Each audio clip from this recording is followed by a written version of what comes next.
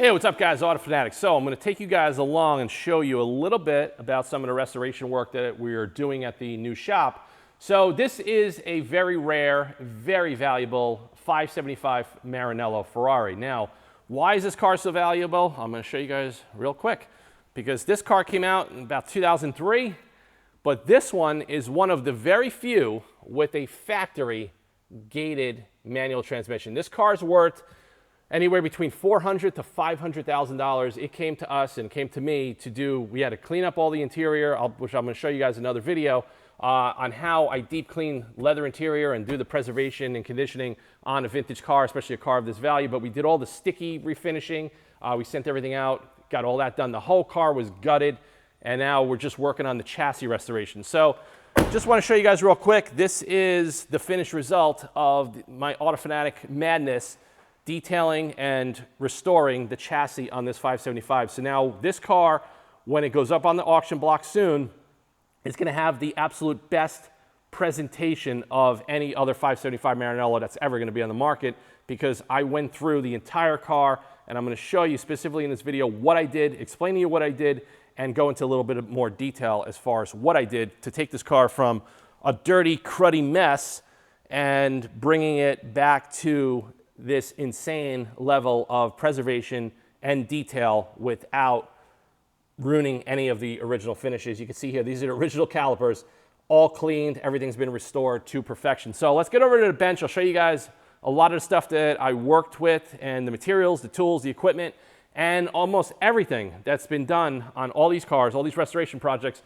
We use the Auto Fanatic car care lineup, especially the Auto Fanatic professional wheel cleaning foam.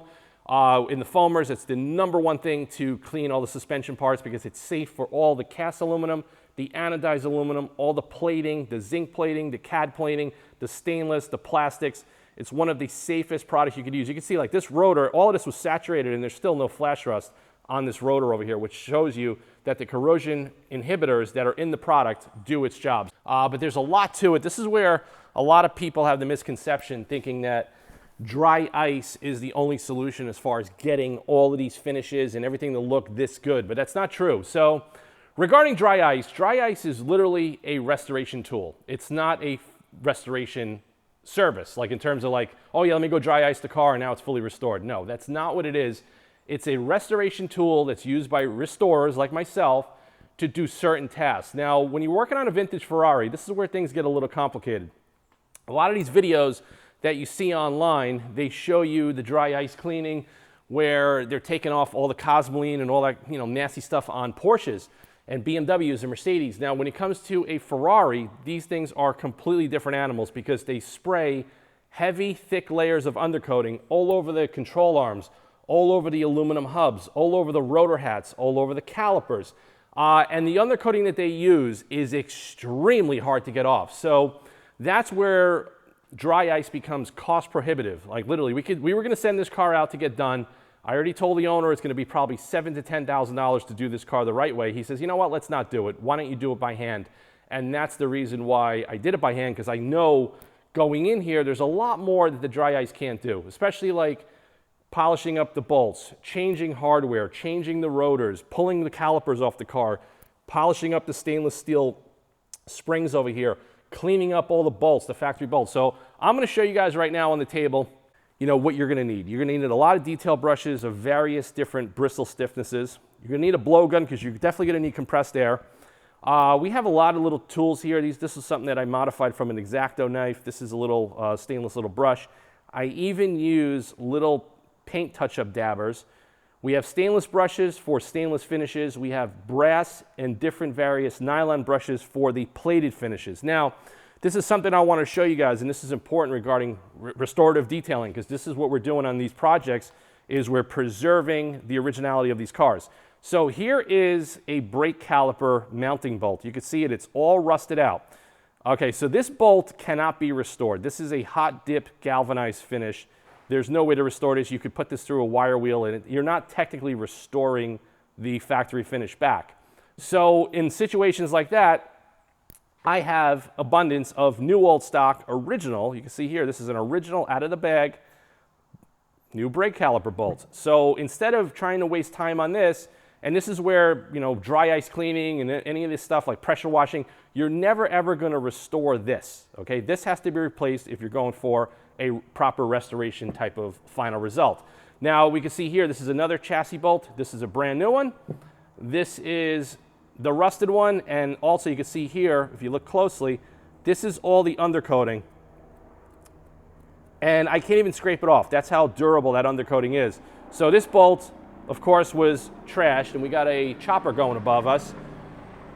So just wanted to show you guys on the table. Now this hardware here is all rusted out.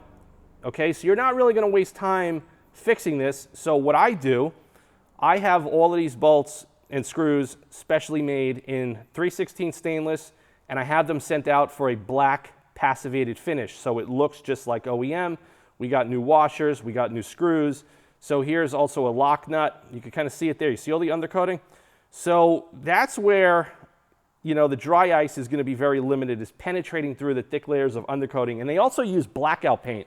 That was another Ferrari technique. They use blackout paint in all the door jambs and all the jambs of the car. So here is a new, freshly plated lock nut. So on the table, we have all the brushes. We got the blowout gun. We have paint cleaning clay, and I'll explain to you why I use paint cleaning clay, the aggressive Meguiar's as well. We have some Prepsol. This is a degreaser to help get some of the undercoating off. But you got to be careful with this, not to be too aggressive with it. We have a propane torch with a wide tip. This is going to be just a quick burst heat source. We have an IPA Gion Prep. I use this a lot. We go through gallons of this in the shop.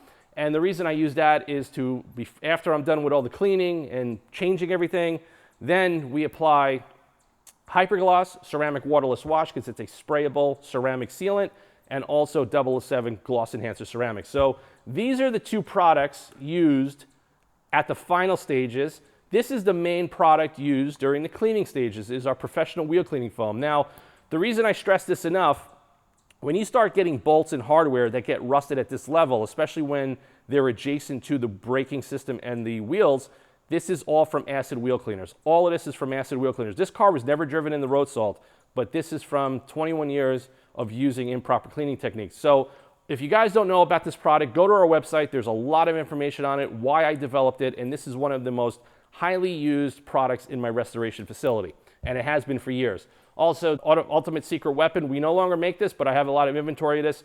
So a good, delicate, petroleum-based pre-cleaner is also used during this restoration process. Then over here, we got the F 5.0 foamers. I got the F100 on the other side of the car. We got the Inox sprayer. So I'm not going to put the pressure washer and totally trash the shop. So we do everything by hand, piece by piece, and we use low pressure water, and we put everything into the drains. And also, I use my professional steamer over here. Now, this is also just used as a heat source because it's safe. Now, this steamer is from Italy, and this is what they call a continuous fill steamer, which means that once it's warmed up, you could keep pouring water into it and filling it up, so you have continuous use. You're not bottlenecked as far as you're doing your job and wasting a lot of time.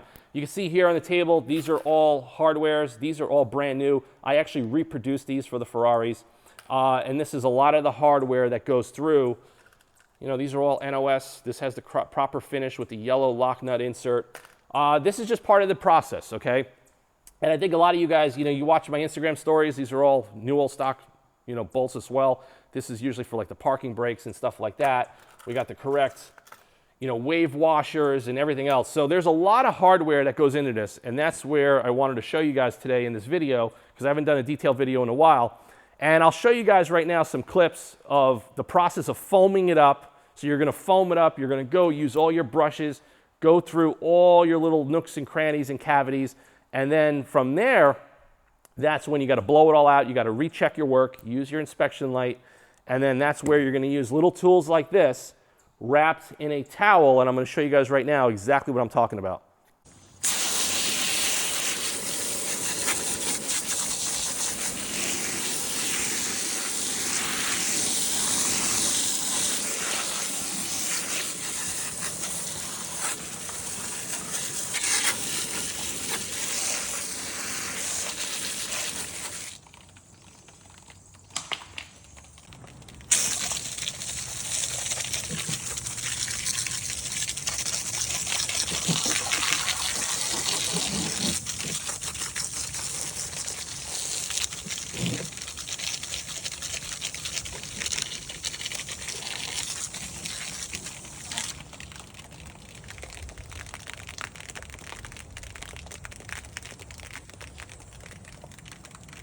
All right, guys, just gonna show you a quick detailing tip, okay? So we have my white microfiber towels. We're gonna use this particular pick, and before we get started, we're gonna saturate it with some Autofanatic Hypergloss. Then what I'm gonna do is I wrap the microfiber towel around it.